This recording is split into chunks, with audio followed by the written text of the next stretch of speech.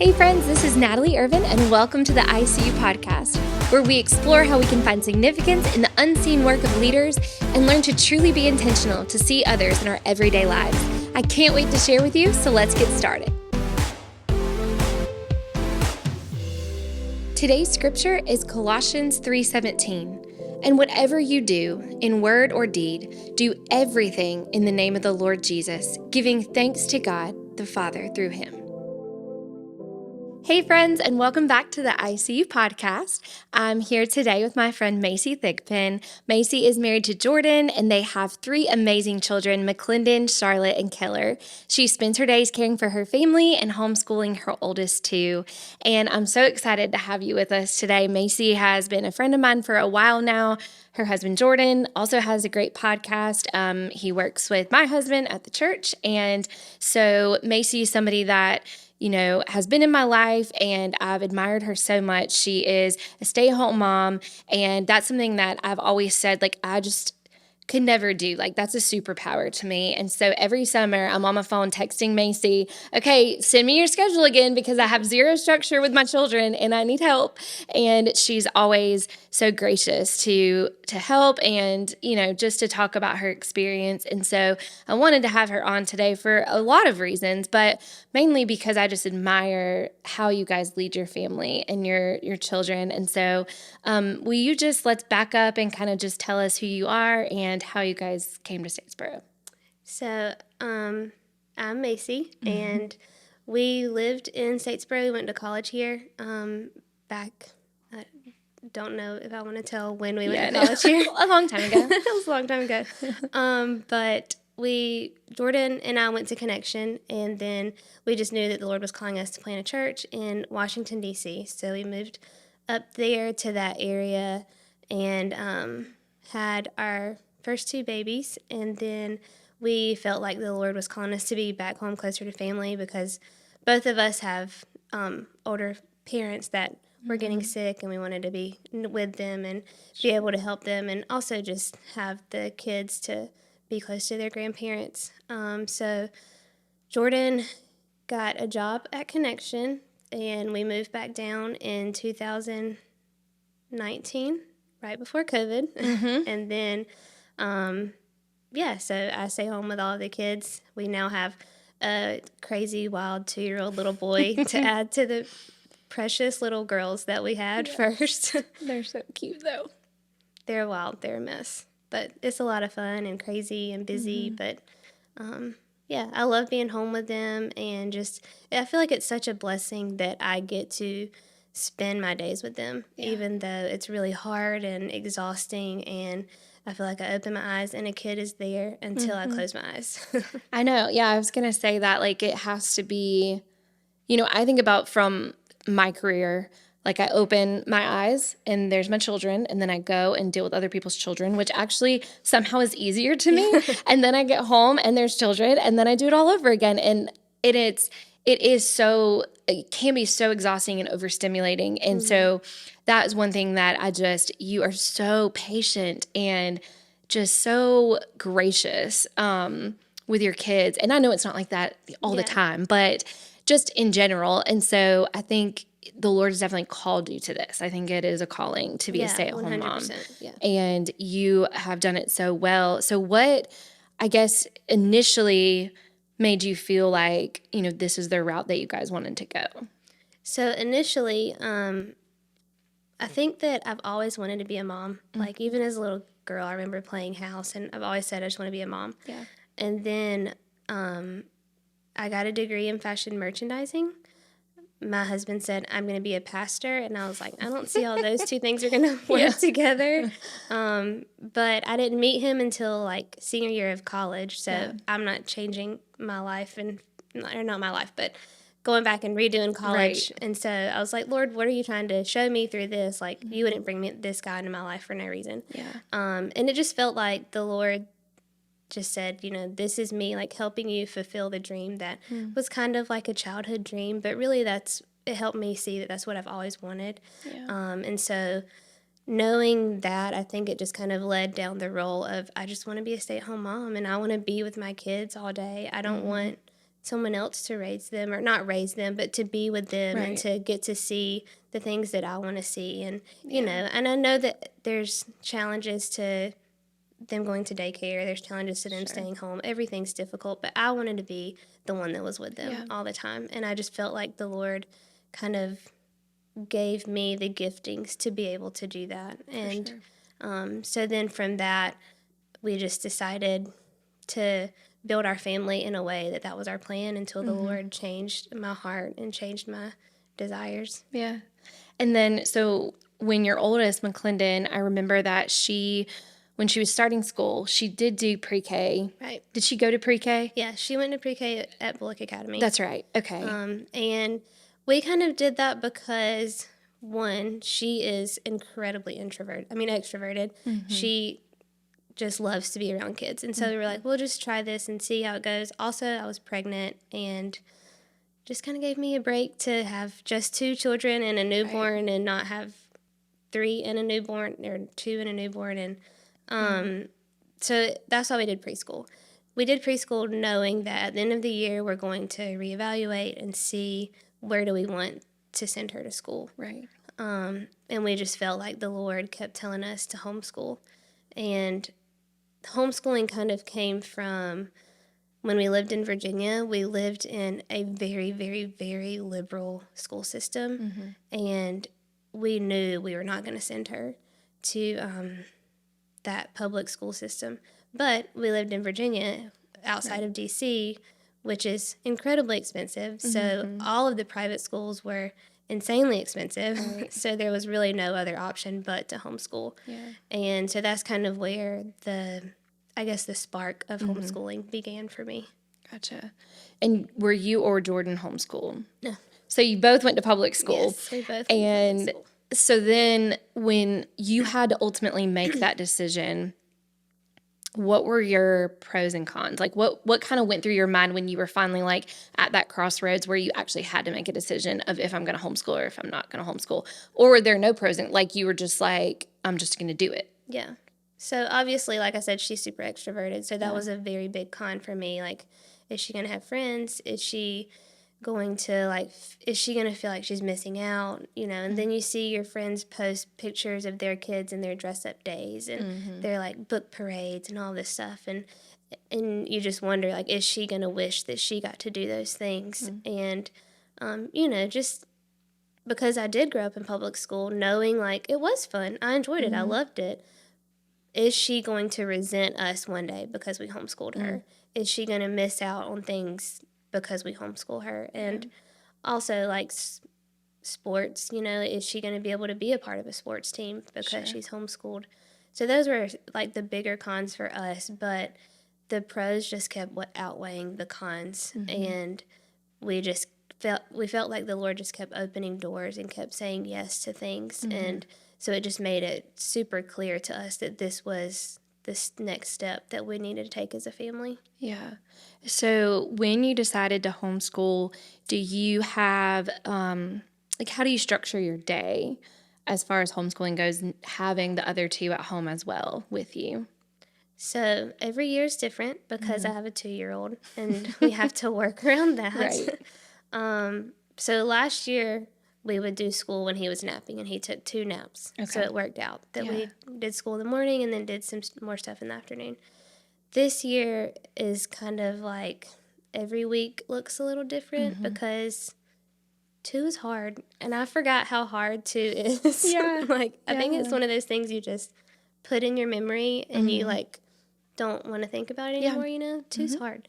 And so we do we'll do like Bible time in the mornings. We'll do different things that he can kind of be included in. Like her language arts stuff will randomly have like a book or a video that she has to watch. So we'll sit and watch it together because he will actually sit and do that. That's good. And then in the afternoon when he's napping, we do more of the like not hands-on, but one-on-one stuff where I have to like really be focused and helping her read and helping her with math and helping her with science. And she wants to learn how to speak Spanish, so helping her speak Spanish. Did you take Spanish? I mean, I did in high school, but But you're like learning it with her. Yeah, Okay, we're learning it together. Nice. Yeah, so it's been fun, and it kind of the course that I have incorporates like different things about different Spanish countries. So we're learning stuff like that too. So it's been fun, but but yeah. So in the morning is more kind of playtime, arts time, things that he can be involved in. Right. And then in the afternoon is a little bit more scheduled and structured. Yeah. Do you have a specific place that y'all have set aside, or where do you do the homeschooling part? We do it at our dining room table. Okay. I have one of those like 3-tier rolling carts, with all of their books and stuff in it. So, we just do it at the table because it's big enough, and he's normally like, it just doesn't get loud when he's napping, so it works out. That's nice. How do you feel like she has responded to that so far, like the homeschooling process? Like, is that something that she looks forward to every day? I mean, I feel like she's kind of a self-starter, she's like, she just likes everything. Yeah, I think she does. She's easy to please. Yeah, absolutely.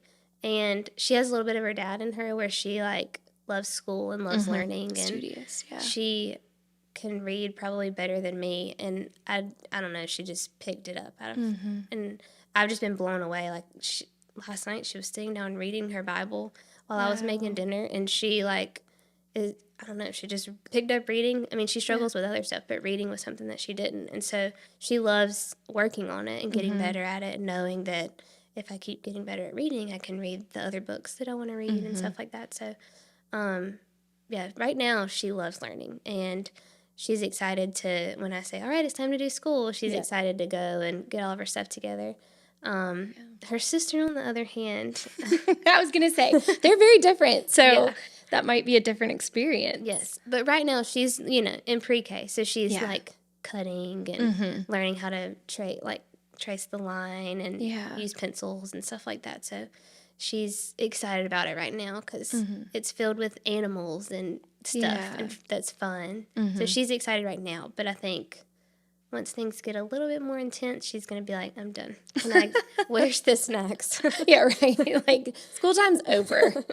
I really like how you have flexibility, but then also like a structured time. I think that's so important. And the fact that you get to teach her the Bible, to me, is the most special part, is that you get to put that into your day. Whereas in the public school, obviously that's a little more challenging for us to do that. And I think that that's a really special time as a family that you guys have together. And I feel like McClendon's always been, even watching her when we would come for play dates, like wanting to write her name and wanting to do, like, she's very linguistic, I guess, maybe. Like well-spoken, loves the, language arts and foreign language, that's part of that, so language and speaking and all of that. And so she's going to do big things, I feel like. I think so, Very too. studious. Yeah. And Charlotte will, too, of course. They'll just look different. They're just a little different. They'll be filled with skipping. And which is completely fine. Yeah. And so tell me about sports. I know that plays a huge role in y'all's lives, and I think that's probably intentional. Yeah. So Jordan's really big on, like, team sports, helping our kids learn how to be a part of a team. Yeah. And so right now we're doing basketball. And she's still young, so she's able to do the, like, rec leagues and different things like that.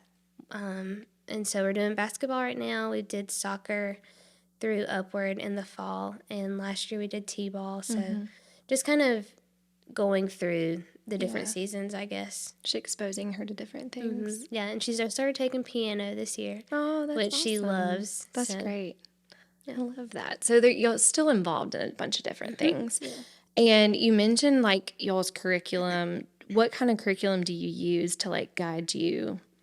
So I kind of pick and choose based on what I like, what she likes, what we need as a family. Yeah. So we use something called Open and Go curriculum, which is like you literally open it and you read to her stuff, and that's it. Yeah.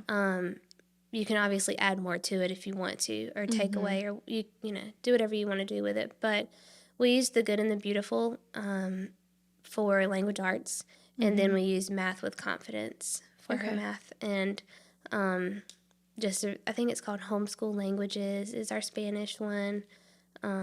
We use the good and the beautiful science. Okay. And then I just do stuff that I like think would be fun or that they would enjoy. Yeah. Seasonal activities, stuff like that. Yeah, that's awesome. So one thing I know that the Lord put on your heart, maybe this past year, was the moms group. So tell me about kind of why that came about and what y'all do during that time.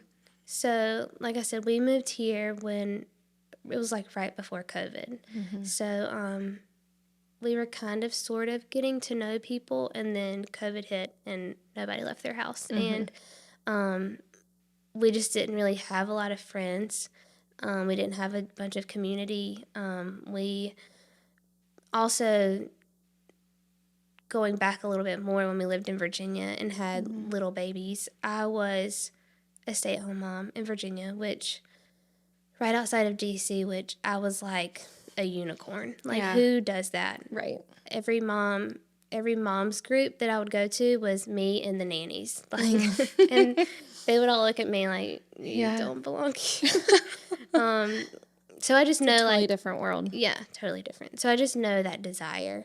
And the more I got to know women at our church and got to interact with them and kind of hear needs and wants and longings from other women, I just felt like it was something that our church needed to offer. And I mean, all we do is get together and the women talk and the kids just run around and play. And we don't even open our Bibles. We don't have any sort of devotion. It's just a time for community.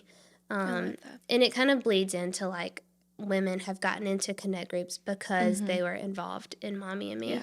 And it's not like a bait switch kind of thing. It's we really want to tell you, hey, we're here for you. We know life right now is hard. And, I know that being a stay-at-home mom gets lonely. And so it's really cool how it's developed friendships out of that. Yeah, I love that. I think it's so important to provide that kind of community for stay-at-home moms and also just for women in general. You know, that we often, when we have young kids, can isolate because it is hard. And, you know, sometimes when you all get together, it's like you can't even get a word in because the kids are right there, you know, but offering an environment where the kids can just play and there's no pressure to have something studied or have something read, but just talk. Yeah. And It's enjoy so each other's nice. company. That sounds fantastic. It is. And we all bring snacks so the kids are occupied. Wonderful. Other than the fact that, they are kids, so there's goldfish all over the floor and they just walk on it and it's sometimes can be a train wreck, but we're all in it together. Yeah. I do think it builds that sense of I have people around me that care, that are willing to pour into me. And I really like that concept. I really like that was something that you took on because I feel like you're the perfect person to kind of lead that charge, but also be so empathetic towards the ups and downs of being at home all day, with your kids. And that's just something that is so admirable for all stay-at-home moms. And I think a lot of people on the outside looking in don't understand that role. I think it's like when people look at teachers and they're like, oh, they're babysitters, when there's so much more to that. And I think that's not the vast majority of people, but there is a community of people who do not understand what goes into staying at home and caring for the home and caring for your children all day long.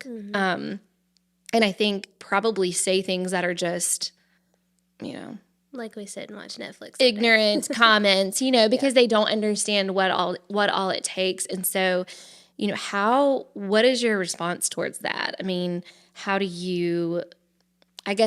you respond to comments like that? Other than not giving it a response, but if you had to respond. Yeah. It used to really bother me because I'm like, I haven't taken a shower in 3 days because I can't get away from my children. Right. And, if I were to get in the shower, they would just run off, which McClendon did. Have I ever told you this story? No. Charlotte was 2 months old, if she was that old. She was like a newborn. And we lived in a townhouse, and I was in the nursery nursing Charlotte, and I hear the doorbell rings, and my neighbor brings McClendon home. Oh my gosh. She had like walked out the door and just left. And I was like, I can't do this. Okay. All Like, right. crying. I'm never gonna. I don't know what I'm gonna do. I feel like probably people are listening right now being like, oh my gosh, thank God I'm not the only one that's happened to. It was terrible. She was the sweetest. She was an old lady too. She was like, I just got home from the grocery store and found her on the sidewalk. I'm so thankful that it was you and not some random person. And Yeah. it was terrible. Oh my goodness. Even now it gives me goosebumps. But anyway, I forgot your question. Oh yeah, so it used to really bother me. But even recently, I was talking about how my house is just always dirty and just always a mess, and there's always stuff everywhere. And Jordan looked at me and he was like, "You're literally home all day. Like, your kids are here all day. They don't leave. Like, if you worked outside of the home, your home might stay a little bit cleaner. Everybody with kids, their house is definitely dirty, but it would be a little bit cleaner. But you're here all day long, and so just like, I think the reminder that being a stay-at-home mom is hard.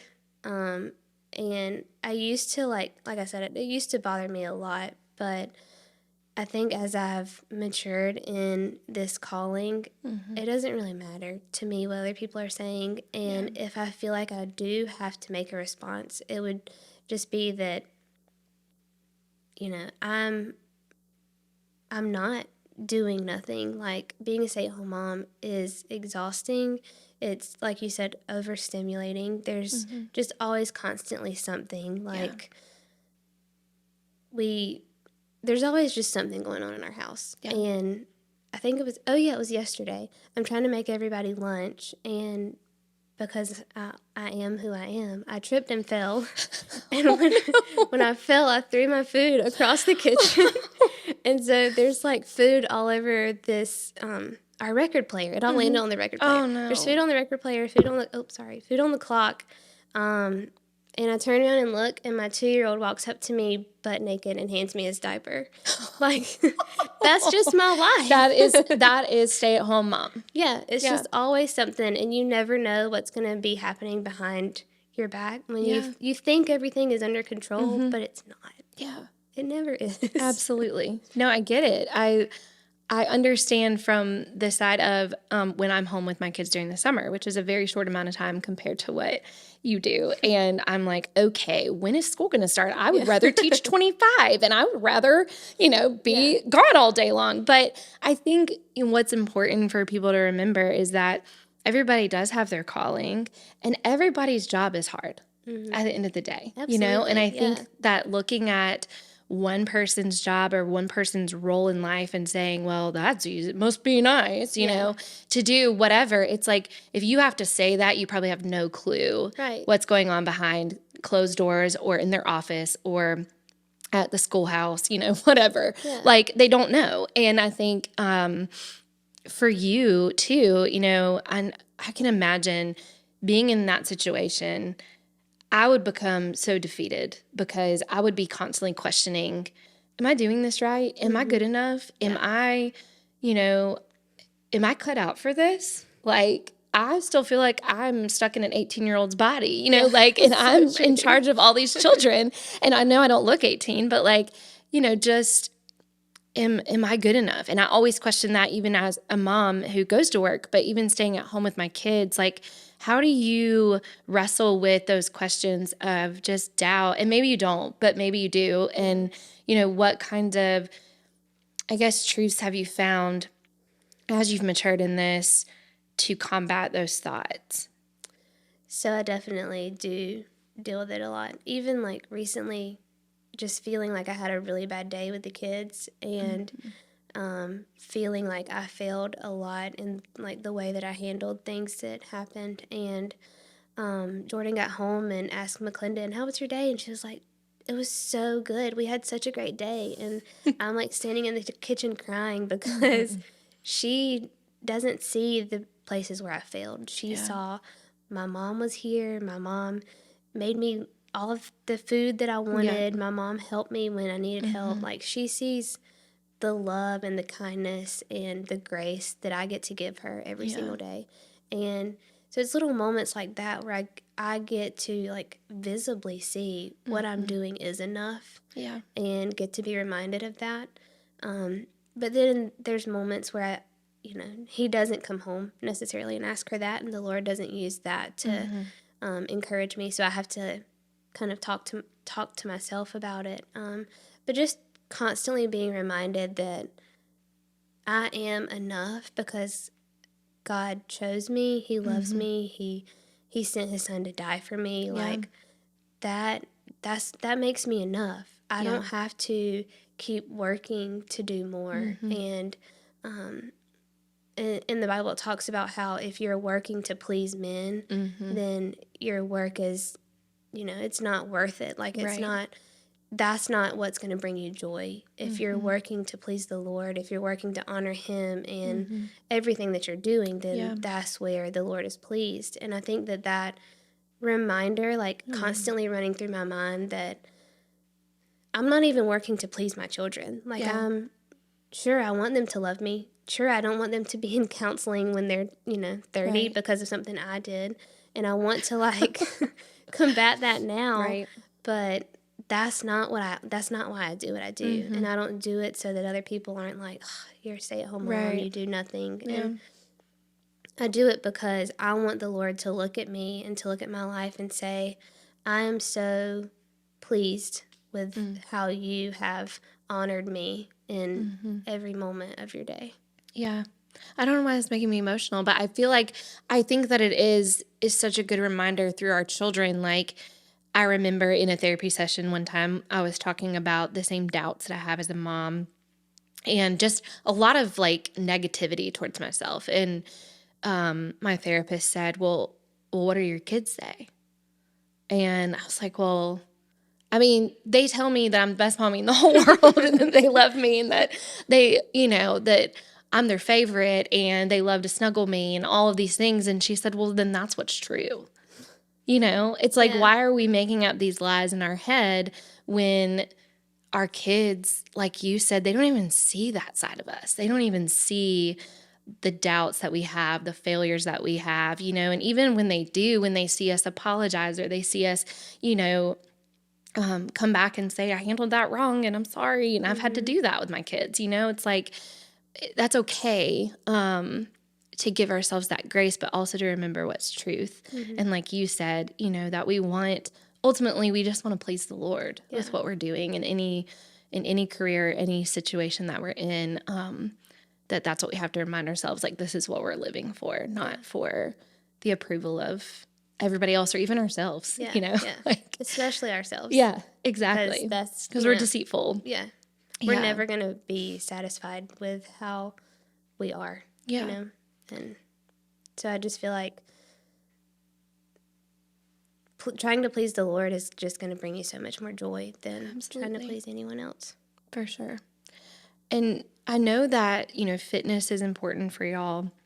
And that's something that you make time for yourself. So how do you create margin with your time at home and then also taking time for yourself? Like, what does that look like? So in this season, it looks like training for a half marathon. Yeah. Which I don't know if that's I'm exciting or not, but I'm really excited about it. Yeah, that's so great. Which means I wake up at like 4:30, 4:50 every day and go to the gym. Okay. I say every day. It depends on the night before. Right. How many episodes of something Jordan and I watch before we go to bed.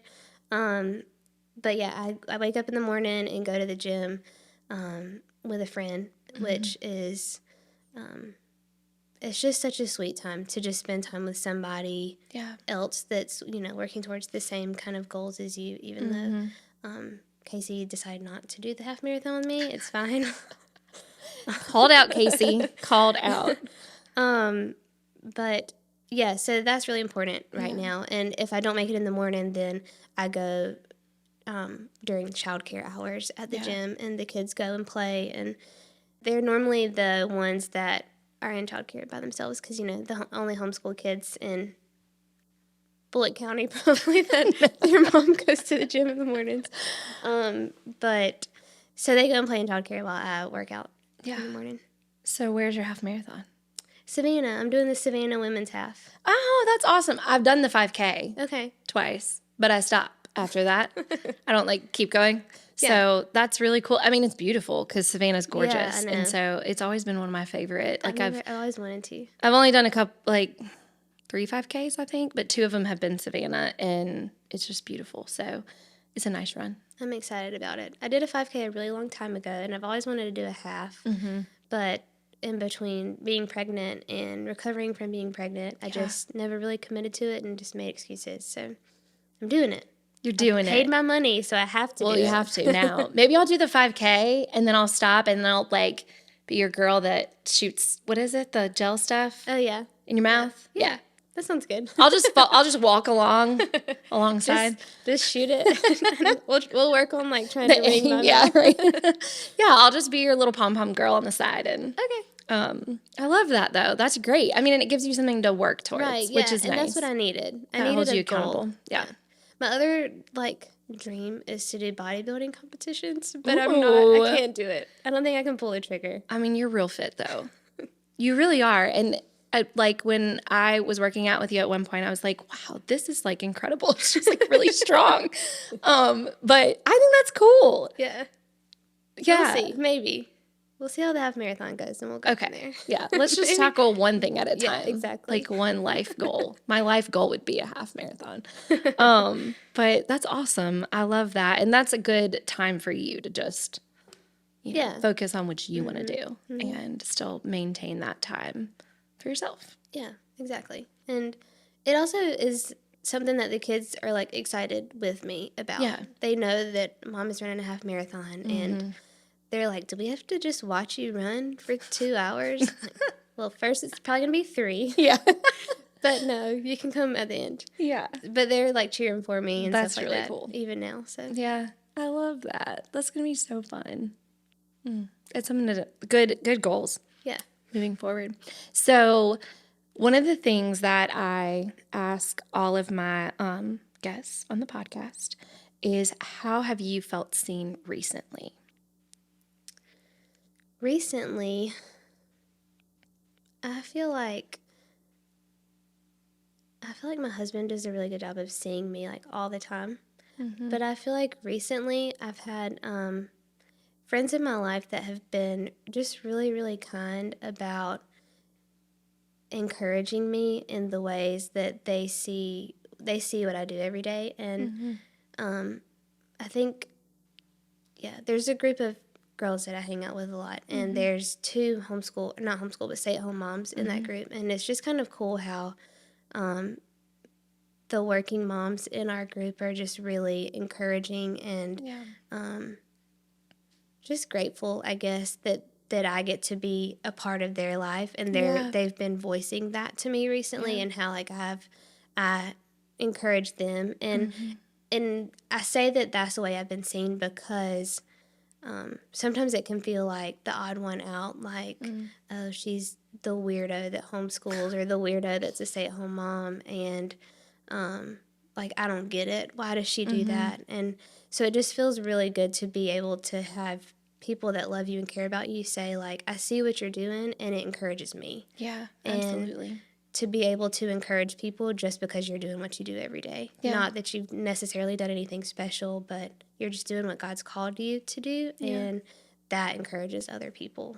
Yeah, I love that. And I absolutely agree with them that your demeanor, your ability to connect with people, just your grace towards others is so admirable, and it's beautiful, and you really do such a good job with that. And I feel like, I could tell you that a million times, but I'm so glad that you have such a good community of people that appreciate you, because you deserve that. And I know that Jordan does, and y'all have a great relationship, and I'm so thankful for that example. That's an example too for people to look at. It's just a Christ-centered marriage. And one of the things that you told me was really important to you before we started was just communicating to everyone who's listening that the way that you guys have chosen to homeschool your kids is not necessarily for every person, and that you aren't communicating that you're communicating, this is what we've decided to do as a family, but every family should decide what to do together and be praying about that for their kids. And that, it's not a black and white issue of, well, public school's better, well, homeschooling's better, well, private school's better. It's whatever is best in your family and wherever you feel like the Lord's leading you is what's important, just being obedient to God. And so I wanted to make sure that I communicated that, even though I feel like people would know that just by listening to your heart. But I know that's important to you. And I think for everything that we do, whether it's our structure, our schedule, it all is really dependent on our family unit and what's best for everybody. And so I think that, what you've said today is so encouraging because it does teach us to be obedient to the Lord, to find our worth and our, identity in what God's called us to do, or in who God has called us to be, not just what we're doing on a day-to-day basis. And just an encouragement to moms to find community and, surround yourself with people who are cheering you on in whatever it is that you're doing. So, yeah, that's so important. I just feel like there were so many times in my life that I felt like I was the lonely mom. And I remember sitting down with Jordan during COVID, and it's probably gonna make me cry, but sitting down and saying, I just feel like my identity is lonely. I lived in Virginia. I was at our church, there were 80 people at our church, and there were 3 families.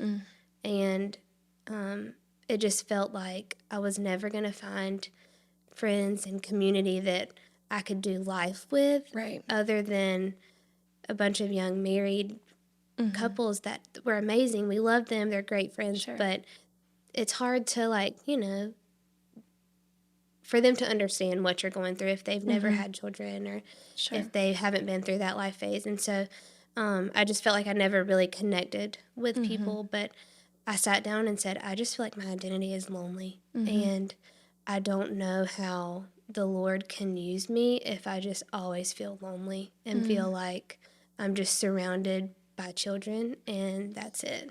Yeah. And so there have definitely been times where I've thought, did I miss it? Is being a stay-at-home mom my calling? And I'm just kind of living in sin by being a stay-at-home mom because I don't want to, send my children away. I want to hold on to them forever. But and so that's why I feel lonely. But the Lord has just been so kind and gracious to me to help me find a mom community and help me find friends and finally realize, that's not your identity. Yeah. And that never has been your identity. It's always been a daughter of the King and chosen and beloved. And living out of that it doesn't make every day easy. It doesn't make any day easy. It makes it better. It makes it more fulfilling. Yeah, when you're living from that, I think it gives you a different perspective. Yeah, for sure. So, yeah, thank you so much. Yeah, I appreciate it. I know that moms will be encouraged. And I know that women will be encouraged because it is about all women finding community and not coming from a place of being okay being lonely. It's not okay. Yeah, there are people that want to support you and want to surround you with love in just Christian community. So that's another episode of the ICU podcast. And I hope that you'll join us next time.